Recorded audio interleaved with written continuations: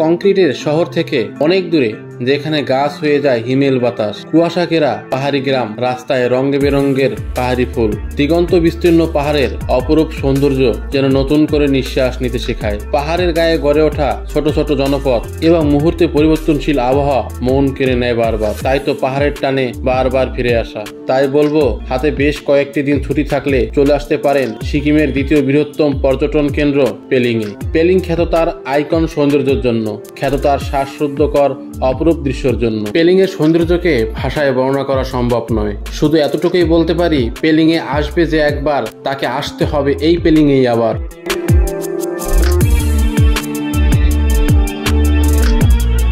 পেলিং মূলত সিকিমের পশ্চিম দিকে অবস্থিত, যাকে ওয়েস্ট সিকিম বলে। আজকের যে ট্যুর গাইডটি দিচ্ছি সেটি মূলত পেলিং এর ট্যুর গাইড, 2 রাত 3 দিনের ট্যুর প্ল্যান, সাথে তো রাবানা নামটি থাকছে। এই ভিডিওতে পেলিং এর যাবতীয় তথ্য এবং আমার বেড়ানোর অভিজ্ঞতা দিয়ে মূলত এই ট্যুর গাইডটি তৈরি করলাম। যেমন পেলিং এ থাকছে, পেলিং এ কিভাবে যাবেন, কোথায় থাকবেন, খাবার দাবারের ব্যবস্থা কিরকম রয়েছে, হোটেল কোথায় নিলে কম বাজেটে ভালো হোটেল পাওয়া যাবে, এবং পেলিং এ দেখার কি আছে, কিভাবে ট্যুর প্ল্যানটা সাজাবেন, এবং এর খরচ সমূহ সকল কিছু মিলিয়েই মূলত এই ট্যুর গাইড। আর এর সাথে সাথে থাকবে ভালো একটি ড্রাইভারের খোঁজ।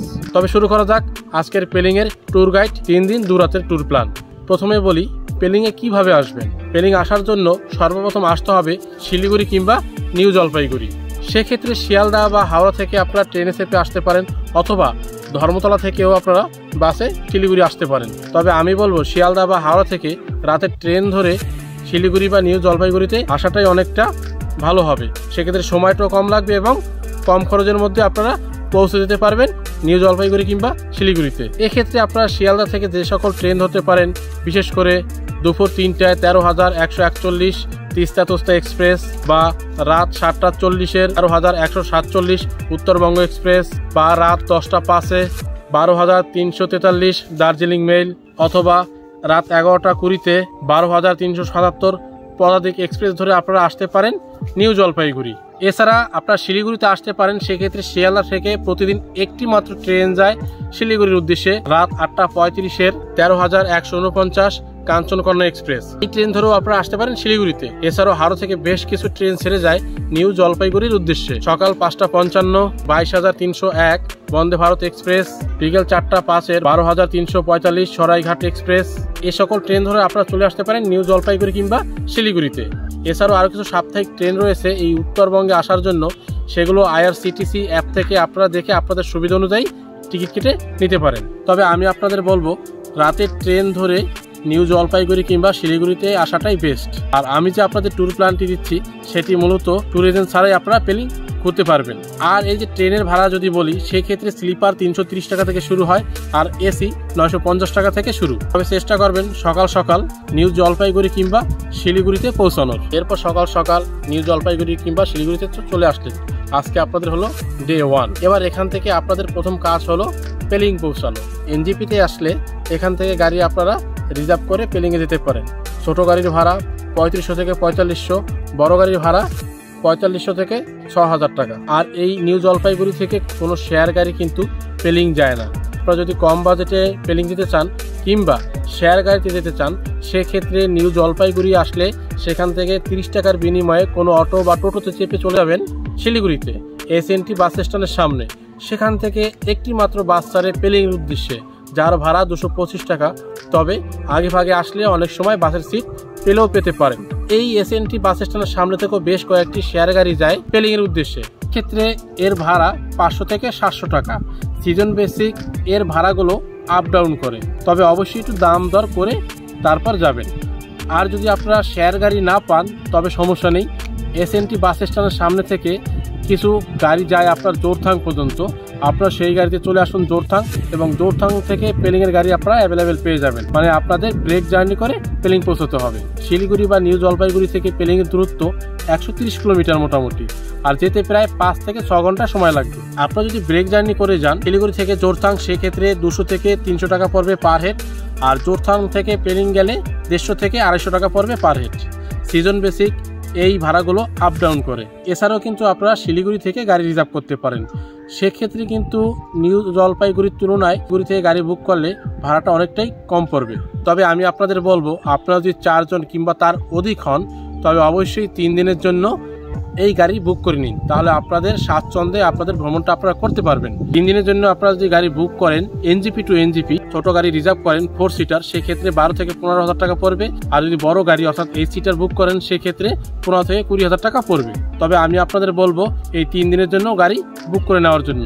গাড়ির বিষয় তো গেল, এবার বলি থাকার বিষয় অর্থাৎ পেলিংয়ের হোটেলের বিষয়। তবে আমি আপনাদের সাজেস্ট করব 2 রাত 3 দিনের ট্যুর প্ল্যানে এই 2 রাত পেলিংয়ে থাকার জন্য। পেলিং মূলত 3টি ভাগে বিভক্ত: আপার পেলিং, মিডল পেলিং, লোয়ার পেলিং। আপার পেলিং থেকে কাঞ্চনজঙ্ঘার অপরূপ ভিউ আপনারা পেয়ে যাবেন, যেটা লোয়ার পেলিংয়ের সব হোটেলে পাওয়া যায় না। এবং লোয়ার পেলিং এবং মিডল পেলিংয়ের তুলনায় আপার পেলিংয়ের হোটেলের প্রাইসটা একটু বেশি। তবে আমি আপনাদের সাজেস্ট করব আপনাদের বাজেটের মধ্যে ট্যুর হলে অবশ্যই আপার পেলিংয়ে হোটেল নেওয়ার। এখান থেকে হেলিপ্যাড একদম কাছে পেয়ে যাবেন এবং অধিকাংশ হোটেল রুম থেকে আপনারা কাঞ্চনজঙ্ঘার ভিউ উপভোগ করতে পারবেন। পেলিংয়ে অধিকাংশ হোটেলের ভাড়া সিজন বেসিক আপ ডাউন করে। পেলিংয়ের অধিকাংশ হোটেলেই ফুডিং এবং লোডিং 2 ধরনেরই ব্যবস্থা রয়েছে। আপনাদের সুবিধা অনুযায়ী আপনারা ফুডিং এবং লোডিংয়েরও ব্যবস্থা করে নিতে পারেন, কিংবা লোডিংয়ের জন্য শুধুমাত্র থাকার জন্য পেলিংয়ের হোটেল বুক করতে পারেন। 2 ধরনের জন্য রয়েছে সুব্যবস্থা। ফুডিং এবং লোডিং হিসাবে যদি আপনারা হোটেল ভাড়া নেন সেক্ষেত্রে 1200 থেকে 1500 টাকা পড়বে পার হেড। আর যদি থাকার জন্য আপনারা নেন সেক্ষেত্রে 1000 টাকা থেকে শুরু করে 4000 টাকা পর্যন্ত প্রচুর হোটেল পেয়ে যাবেন এই পেলিংয়ে। আর এক একটি রুমে 3 থেকে 4 জন অনায়াসে আপনারা থাকতে পারবেন। আগেই আপনাদের বললাম পেলিংয়ের হোটেলে সিজন বেসিক আপ ডাউন হয়, এক্ষেত্রে অবশ্যই দরদাম করে নেবেন। পেলিংয়ে আপনার হোটেল বুক করে না আসলেও সমস্যা নাই, এখানে প্রচুর পরিমাণে হোটেল রয়েছে। তবে আমি আপনাদের বলবো দেখে শুনে বুঝে কোনো হোটেল বুক করে আসার জন্য, তাহলে অনেকটা সময় আপনাদের বাঁচবে এবং খোঁজাখুঁজির ঝামেলায় যেতে হবে না। আমরা ছিলাম আপার পেলিংয়ে, হোটেলের নাম ছিল হোটেল সিম্ভু। খুব ভালো মানের হোটেল এবং সার্ভিসটাও ভালো এবং হোটেল প্রাইসটাও ছিল অনেকটাই কম আমাদের বাজেটের মধ্যে। আমি তাদের নাম্বারটা ডিসক্রিপশনে দিয়ে দিচ্ছি, প্রয়োজনে আপনারা যোগাযোগ করে নিতে পারেন। আর এই হোটেলে হিটার ভাড়া পাওয়া যায় পার নাইট 300 থেকে 400 টাকা নেবে চার্জ, একটু দরদাম করে নেবেন। এই তো গেল হোটেলের বিষয়। এবার এখানে খাবার দাওয়ার বিষয়েও আপনাদের বলে রাখি। পেলিংয়ে বেশ কয়েকটি বাঙালি রেস্টুরেন্ট রয়েছে, খাবার মোটামুটি মানের। ভেজ থালি মোটামুটি 120 টাকা থেকে শুরু হয়। আর এখানে যে রেস্টুরেন্টগুলো রয়েছে প্রত্যেকটা রেস্টুরেন্টে কিন্তু থালি সিস্টেম, মানে আপনি যতবার খাবার নেবেন ততবার আপনাকে বিল এক্সট্রা পে করতে হবে সেই খাবারের জন্য। পেলিং কখন আসবেন, কখন আসলে সুবিধা হবে সেই বিষয়ে আপনাদের বলে রাখি। দেখুন, পেলিংয়ে সব সময় আসা যায়, তবে আমি আপনাদের বলবো বর্ষার সিজনটা বাদ দিয়ে পেলিং আসার জন্য। এবং আপনারা যদি কম বাজেটে ট্যুর করতে চান সেক্ষেত্রে দুর্গাপুজোর ছুটি, কালী পূজার ছুটি, হোলির ছুটি এবং গ্রীষ্মকালীন ছুটি এই সময়গুলো বাদ দিয়ে আসুন, তাহলে কম খরচে আপনারা পেলিংটা ঘুরতে পারবেন। তবে অনেকেই আবার এই ট্যুর প্ল্যানকে 3 রাত 4 দিনের করে থাকে।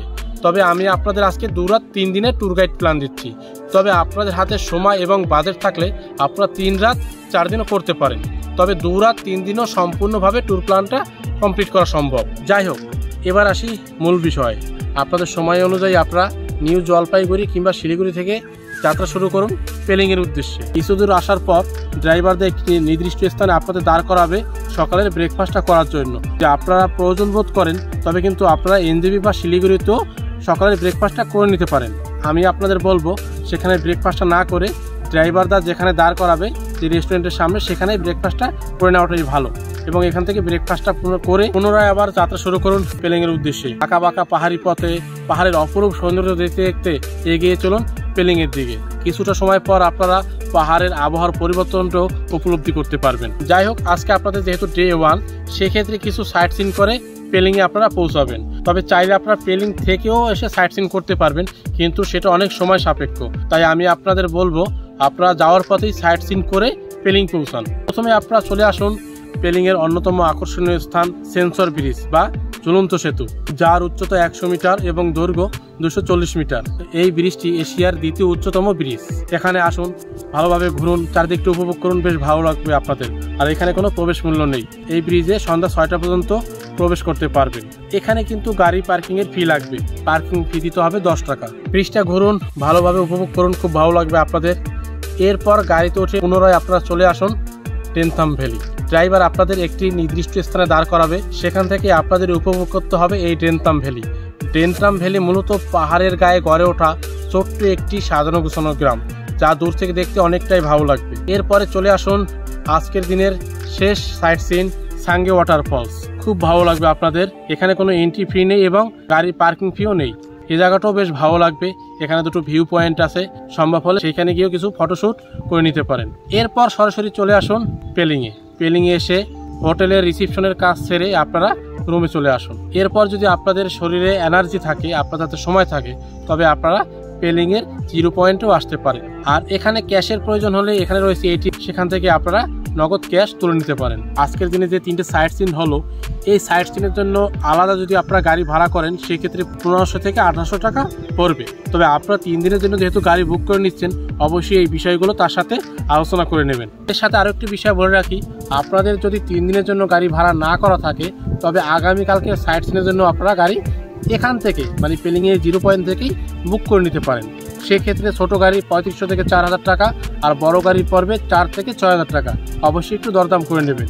আর আগামীকালকে আপনারা পেলিংয়ের সকল সাইট সিনটাই ঘুরে দেখবেন। এরপর হোটেলে রাতে ডিনার সেরে ক্লান্ত শরীর নিয়ে তাড়াতাড়ি ঘুমিয়ে পড়ুন। আজকে আপনাদের day 2, good morning from Pelling. তাড়াতাড়ি ঘুম থেকে উঠে ফ্রেশ হয়ে নিন এবং সকালের ব্রেকফাস্টও তাড়াতাড়ি সেরে নিন।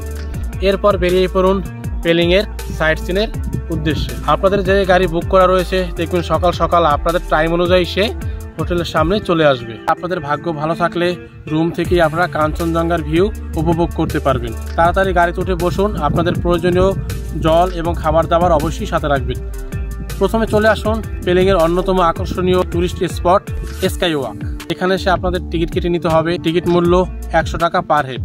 এখানে ঘুরুন, ফটো তুলুন, ভালো লাগবে। তবে স্কাই ওয়াকে যখন আপনারা উঠবেন, খালি পায়ে আপনাদের উঠতে হবে। জুতা পাশে রাখার ব্যবস্থা রয়েছে, এখানে জুতা রেখে তারপর খালি পায়ে আপনাদের স্কাই ওয়াকে যেতে হবে। ওয়েদারটা যদি ভালো থাকে তবে দারুণ ভিউ পেয়ে যাবেন। এর পাশাপাশি রয়েছে 137 ফুটের চেনজিংয়ের একটি মূর্তি। অনেকে এটা আবার বুদ্ধ মূর্তি ভেবে ভুল করে থাকে। এটা বুদ্ধ মূর্তি না, এটা চেনজিংয়ের মূর্তি। এর জন্য আলাদা কোনো এন্ট্রি ফি দিতে হবে না। আপনারা যে 100 টাকা দিয়ে যে টিকিটটা কেটেছেন তার মধ্যেই এটাও ইনক্লুডেড। এই জায়গাটাও ঘুরুন, বেশ ভালো লাগবে। ভিতরটায় নীরবতায় ভরা, আর ভিতরে ক্যামেরা বা ফটো তোলা একশোভাবে নিষেধ। আর এর উপর থেকেও কিন্তু সুন্দর একটি ভিউ আপনারা পেয়ে যাবেন। স্কাই ওয়াক দেখা শেষ করে গাড়িতে চেপে পরবর্তীতে চলে আসুন রাফডেন্সি রুইসে। এর গাড়ি পার্কিং ফি 20 টাকা। আর এর পাশেই রয়েছে একটি বার্ড পার্ক, যার প্রবেশ মূল্য পার হেড 100 টাকা। খুব সুন্দর। আপনারা প্রথমে টিকিট কেটে বার্ড পার্কে চলে আসুন। ন্যাচারালভাবে এখানে বিভিন্ন ধরনের পাখি রয়েছে, যেগুলো আপনারা একদম সামনে থেকে উপভোগ করতে পারবেন। বেশ ভালো লাগবে আর কি। এখানেও একটি ছোট ঝুলন্ত সেতু রয়েছে, যেখানে আপনারা ফটোশ্যুটও করতে পারেন। তো চারিদিকটা করুন, বেশ ভালো লাগবে। এরপর বার্ড পার্ক দেখা শেষ করে আপনারা রওনা করুন রাফডেন্সির দিকে। পাহাড়ের আঁকাবাঁকা পথে পাইন বনের মধ্যে দিয়ে কিছুটা দূর আপনাদের হেঁটে যেতে হবে, তবে আস্তে আস্তে সাবধানে আপনারা হেঁটে যান।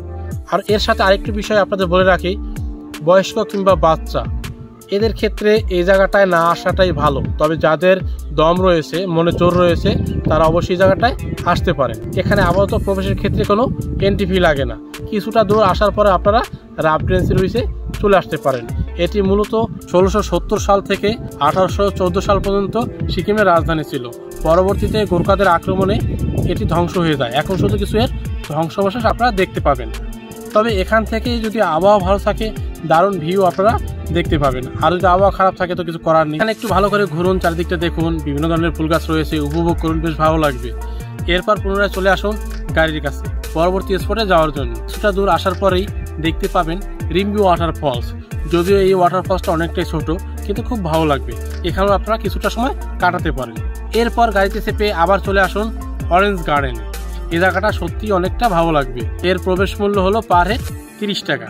আর এখানে যে কমলালেবুর গাছগুলো রয়েছে, সেখান থেকে হাত দিয়ে কমলালেবু যদি আপনারা ছিঁড়ে নেন বা গাছের কোনো ক্ষতি করেন, সেক্ষেত্রে আপনাদের কিন্তু 500 টাকা পর্যন্ত জরিমানা হতে পারে। অতএব সাবধান। ঘুরতে আসুন, ঘুরুন, উপভোগ করুন। এই অরেঞ্জ গার্ডেন সপ্তাহে 7 দিনে 7 দিনই খোলা থাকে, সকাল 8টা থেকে বিকেল 5টা পর্যন্ত। এই অরেঞ্জ গার্ডেনে রয়েছে ছোট ছোট কিছু শপ, আর এর পাশে রয়েছে রিম্বি নদী। কোন ধারায় বয়ে চলেছে রিম্বি নদী, খুব ভালো লাগবে আপনাদের।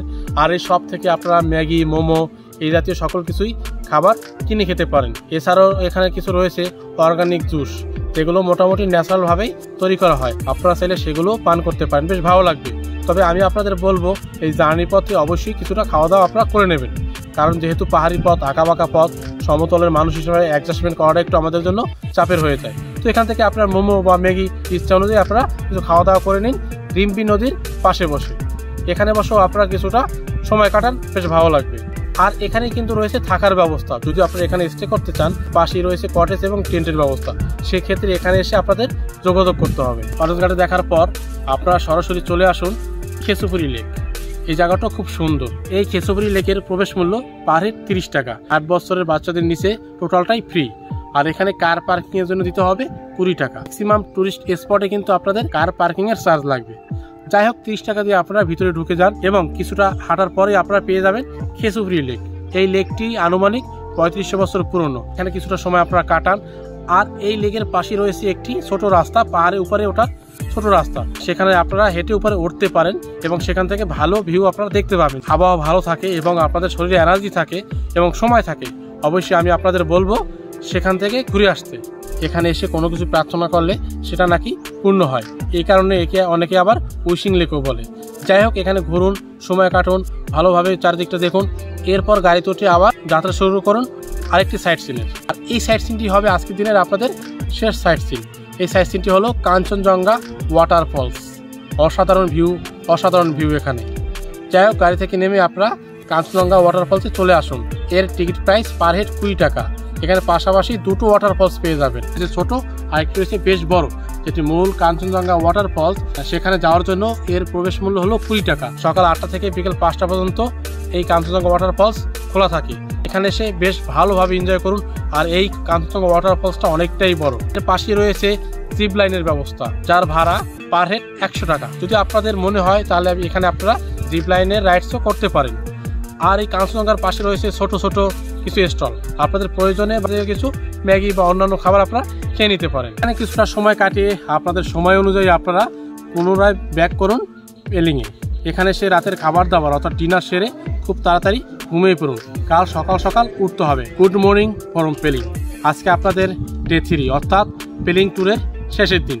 আজকে আপনাদের গন্তব্য বাড়ির দিকে। আজকে আপনাদের যাওয়ার পথে রাবাংলা নামচি হয়ে বাড়ি ফিরবেন। সকাল সকাল ঘুম থেকে উঠে ব্যাগপত্র গুছিয়ে একদম ফ্রেশ হয়ে বেরিয়ে পড়ুন গাড়ির উদ্দেশ্যে। হোটেল চেক আউট করার সময় অবশ্যই রুমটা ভালো করে দেখে নেবেন, প্রয়োজনীয় কোনো কিছু ফেলে রেখে গেছেন কিনা। তো যাই হোক, হোটেল চেক আউট করে আপনারা গাড়িতে উঠে বসুন। এরপর ড্রাইভারকে বলে রাখবেন সকালে কোনো একটি নির্দিষ্ট স্থানে ব্রেকফাস্ট করানোর জন্য। সে কোনো একটি স্থানে আপনাদেরকে নামিয়ে দেবে সকালে ব্রেকফাস্টটা করার জন্য। টি, চা, ভাত, বিস্কুট আপনাদের ইচ্ছে অনুযায়ী আপনারা যে কোনো একটি খাবার নিয়ে সকালের ব্রেকফাস্টটা সেরে নিন। সকালে ব্রেকফাস্ট করে এরপর উঠে পড়ুন গাড়িতে। পাহাড়ের আঁকাবাঁকা পথে পাহাড়ের অপরূপ সৌন্দর্যকে দেখতে দেখতে এগিয়ে চলুন রাবাংলার দিকে। পেলিং থেকে রাবাংলার দূরত্ব 44 কিলোমিটার। আসতে মোটামুটি অনেকটাই সময় লাগবে। তো আপনারা জার্নি করার সময় অবশ্যই প্রয়োজনীয় পানীয় জল এবং শুকনো খাবার সাথে রাখবেন। তারপর আপনারা রাবাংলা তো চলে আসলেন। এখানে আপনাদের টিকিট কেটে ভিতরে প্রবেশ করতে হবে। আপনি যদি ভারতীয় নাগরিক হন সেক্ষেত্রে আপনাদের পড়বে পার হেড 80 টাকা, বিদেশি হলে 200 টাকা, ডিফেন্স বা ফোর্সের লোক হন সেক্ষেত্রে 50 টাকা, এবং স্টুডেন্ট যদি হন সেক্ষেত্রে কার্ড দেখিয়ে আপনারা 20 টাকা দিয়ে টিকিট কেটে নিতে হবে। টিকিট কেটে আপনারা ভিতরে প্রবেশ করুন এবং চারিদিকটা ভালো করে ঘুরুন। এই জায়গাটা আপনাদের খুব ভালো লাগবে। আর এই রাবাংলার বুদ্ধ পার্ক প্রতিদিনই খোলা থাকে সকাল 9টা থেকে বিকেল 6টা পর্যন্ত। আর এই রাবাংলা বুদ্ধ পার্কের ভিতরে পেয়ে যাবেন বিভিন্ন রাইডসের ব্যবস্থা রয়েছে। ব্যাটারি গাড়ি, হেঁটে হেঁটে ঘুরতে সমস্যা তাদের রয়েছে ব্যাটারি চালিত গাড়ি। কিছু অর্থের বিনিময়ে সেই সুযোগ সুবিধাটা আপনারা পেয়ে যাবেন। তবে যারা স্বয়ংসম্পূর্ণ আমি বলবো আপনারা হেঁটে ঘুরুন, বেশ ভালো লাগবে। আর এর পাশে রয়েছে কিছু খাবারের স্টল, প্রয়োজন হলে এখান থেকে খাওয়া দাওয়া সেরে নিতে পারেন। তবে বুদ্ধ পার্কের ভিতরে যে স্টলগুলো রয়েছে এগুলোর খাবার সম্পূর্ণ ভেজ। নন ভেজ খেতে চান তবে এই বুদ্ধ পার্কের পাশে অনেক রেস্টুরেন্ট রয়েছে, সেখান থেকে আপনারা নন ভেজ খেতে পারেন। বুদ্ধ পার্কটা ঘুরুন, বেশ ভালো লাগবে, সেলফি তুলুন। এখানে রয়েছে একটি 60 টন তামার তৈরি বুদ্ধ মূর্তি। এর ভিতরে আপনারা প্রবেশ করতে পারেন, একদম নীরবতায় ভরা। তবে এর ভিতরেও কিন্তু কোনো ধরনের ভিডিওগ্রাফি বা ফটো তোলা কঠোরভাবে নিষেধ। বাংলার বুদ্ধ পার্ক দেখার পর পুনরায় গাড়িতে উঠে বসুন এবং পরবর্তীতে চলে আসুন নামচির 4 ধাম। এই জায়গাটাও অনেকটাই সুন্দর। এখানেও আপনাদের টিকিট কেটে নিতে হবে। এর টিকিট মূল্য 50 টাকা পার হেড। আর গাড়ি পার্কিংয়ের জন্য রয়েছে 50 টাকা। তো টিকিট কেটে ভিতরে ঢুকে পড়ুন। ঢোকার পরে আপনাদের জুতা রেখে মূল স্থানে প্রবেশ করতে হবে। এই ক্ষেত্রে জুতা রাখাটা সম্পূর্ণ ফ্রি। এই নামচি 4 ধামে মূলত 4টা ধামকে একসাথে রাখা হয়েছে। প্রথমে চলে আসুন বদ্রীনাথ ধাম, তারপর চলে আসুন পুরীর জগন্নাথ ধাম, এরপর চলে আসুন তামিলনাড়ুর রামেশ্বরম ধাম, এরপর সর্বশেষ যে ধামটি রয়েছে গুজরাটের দ্বারকা ধাম। আর এই 4 ধামে কিন্তু পুজো দেওয়ার জন্য রয়েছে সুব্যবস্থা। জুতা রাখার স্থানের পাশেই রয়েছে বেশ কয়েকটি দোকান, সেখান থেকে পুজোর ডালা নিয়ে আপনারা এই 4টা ধামের যে কোনো একটি স্থানে আপনারা পুজো দিতে পারেন। আর এর পাশাপাশি রয়েছে সাই টেম্পল, সেখানেও আপনারা যেতে পারেন। এবং রয়েছে 12টা জ্যোতির্লিঙ্গ। যদি আপনার হাতে সময় থাকে তবেই আপনারা সকল কিছুই ঠিকঠাকভাবে পরিদর্শন করুন। এর পাশেই রয়েছে বিশাল বড় আকৃতির এক শিব মূর্তি এবং তার নিচে রয়েছে একটি মন্দির, আপনারা সেখানে পরিদর্শন করতে পারেন। খুব সাজানো গোছানো, কিন্তু ভিতরে ভিডিওগ্রাফি বা ফটো তোলা সম্পূর্ণভাবে নিষেধ। শিব মূর্তির সামনে রয়েছে বড় একটি সার, যাকে নন্দীসারও বলা হয়ে থাকে। তো চারিদিকটা ঘুরুন, আর এখানে ঘুরতে আপনাদের অনেকটাই সময় লাগবে। চেষ্টা করুন খুব তাড়াতাড়ি সকল কিছু ঘুরে দেখার, কারণ আপনাদের এনজেপি ড্রপ করতে হবে, কারণ এখান থেকে এনজেপির দূরত্ব প্রায় 96 কিলোমিটার। আরও যথেষ্ট সময় থাকে। এর পাশাপাশি আপনারা সাই টেম্পল রয়েছে এবং টেমিটি গার্ডেন রয়েছে, এই দুটো স্পটও ঘুরে নিতে পারেন। তো যাই হোক, সেটা আপনাদের সময়ের উপর সব কিছু নির্ভর করে। এরপর সরাসরি চলে আসুন নিউ জলপাইগুড়ি। আর জার্নি পথে অবশ্যই আপনারা দুপুরের খাওয়া দাওয়াটা সেরে নেবেন। নির্দিষ্ট সময় এনজেপি চলে আসছেন, ড্রাইভারকে সেরে নিন। নির্দিষ্ট ট্রেনের টাইম অনুযায়ী আপনারা ট্রেনে উঠে বাড়ির পথে যাত্রা শুরু করুন। এই হলো আপনাদের পেলিংয়ের 2 রাত 3 দিনের ট্যুর প্ল্যান। এবার আসি মূল বিষয়, অর্থাৎ খরচের বিষয়। এই 2 রাত 3 দিনের জন্য কীরকম পার হেড খরচ হতে পারে। পেলিং ট্যুরের খরচ হোক বা যে কোনো স্থানের খরচ হোক, কখনো সেটা 100% শিওর হয় না। সিজন বেসিক সেটা আপ ডাউন হওয়ার কারণে একটু কম বেশি হতে পারে। সেই অনুযায়ী আপনাদের একটি প্রাথমিক ধারণা আমি দিয়ে দিচ্ছি। আপনাদের পেলিং ট্যুরের ক্ষেত্রে আমি 8 জনের একটি টিম ধরে নিচ্ছি। তাহলে 8 জনের টিম হলে ট্রেন ভাড়া যদি স্লিপারে আপনারা আসা এবং যাওয়া হয়, সেক্ষেত্রে ট্রেন স্লিপারে ভাড়া যদি 360 টাকা ইন্টু 2 720 টাকা, অর্থাৎ স্লিপারে আসা এবং যাওয়া মিলে ট্রেন ভাড়া পড়বে 8 জনার 5760 টাকা। 360 টাকা আসা, 360 টাকা যাওয়া, অর্থাৎ 720 টাকা পার হেড। 8 জনের জন্য 5760 টাকা। এবার গাড়ির বিষয় আমি ধরে নিচ্ছি একটি 8 সিটার গাড়ি আপনারা বুক করবেন। মোটামুটি অফ সিজনে গেলে আপনারা 17,000 টাকার মধ্যে গাড়ি বুক করতে পারবেন 3 দিনের জন্য। তাহলে 17,000 টাকা দিয়ে আপনারা 3 দিনের জন্য এনজেপি টু এনজেপি গাড়ি বুক করে নিন। এবার আসি হোটেলের খরচের বিষয়। আপনারা যদি অফ সিজনে যান তাহলে 1000 টাকার মধ্যে আপার পেলিংয়ে বেশ ভালো ভালো হোটেল আপনারা পেয়ে যাবেন। 8 জন যেহেতু, সেক্ষেত্রে আপনাদের 2টো রুম লাগবে। পার ডে পার রুমের খরচ আমি 1000 টাকা, অর্থাৎ 2টো রুমে 2000 টাকা। 2 দিন আপনারা রুম নেবেন, এই 2 দিনের রুম খরচ পড়বে 4000 টাকা। এবার আসি খাবার দাবার বিষয়। এবারে যে আপনাদের পার ডে পার পার্সনে 400 টাকা আমি ধরে নিলাম। 3 দিনে পার হেড পড়বে আপনার 1200 টাকা খাবার খরচ। 8 জনের জন্য 9600 টাকা। এছাড়া বিভিন্ন স্পটের টিকিট প্রাইস এবং পার্কিং মিলে আমি আরও 3500 টাকা ধরে নিলাম ম্যাক্সিমাম। সেক্ষেত্রে টোটাল আপনাদের দ্বারায় ট্রেন ভাড়া 5760 টাকা, গাড়ি ভাড়া 17000 টাকা, হোটেল খরচ 4000 টাকা এবং খাওয়া দাওয়ার খরচ 9600 টাকা এবং টিকিট এবং পার্কিং সহ দ্বারায় ম্যাক্সিমাম 3500 টাকা। টোটাল দ্বারায় আপনাদের 39,800 টাকা। আমি 40,000 টাকা এটাকে ধরে নিলাম। সেক্ষেত্রে পার হেড পরে 5000 টাকা, অর্থাৎ 5000 টাকায় আপনি সম্পূর্ণ 2 রাত 3 দিনের পেলিং ট্যুর কমপ্লিট করতে পারেন। এর সাথে আরও প্রয়োজনীয় কিছু বিষয় আপনাদের বলে রাখি। তো আপনারা সমতল থেকে যাচ্ছেন, সমতল অভ্যস্ত, সেক্ষেত্রে পাহাড়ে গেলে অবশ্যই ঠান্ডা, মাথা ব্যথা, জ্বর, পাতলা পায়খানা, এই সকল যাবতীয় কিছু মেডিসিন অবশ্যই সাথে রাখবেন এবং শুকনো খাবার ও পানীয় জল সাথে রাখবেন। তো এই হলো পেলিং ট্যুর 2 রাত 3 দিনের পেলিং ট্যুরের যাবতীয় ইনফরমেশন। অনেকে আবার যখন আপনারা এনজেপিতে আসে, সেক্ষেত্রে রাবাংলা নামচি হয়ে পেলিং আসে এবং শেষের দিন সেন্সর ব্রিজ, রেন্তাম ভ্যালি এবং সাঙ্গে ওয়াটার ফলস থেকে এনজেপি ড্রপ করে। তো আপনারা চাইলে সেভাবে করতে পারেন, তবে আমার কাছে এটা বেটার মনে হচ্ছে, তাই এটাই আপনাদের সামনে তুলে ধরার চেষ্টা করলাম। এরপরে যদি কোনো কিছু জানার থাকে অবশ্যই কমেন্ট বক্সে কমেন্ট করবেন। দেখা হবে পরবর্তী কোনো এক নতুন ভিডিওতে। সে অবধি সবাই ভালো থাকবেন, সুস্থ থাকবেন। আপনার যাত্রা শুভ হোক।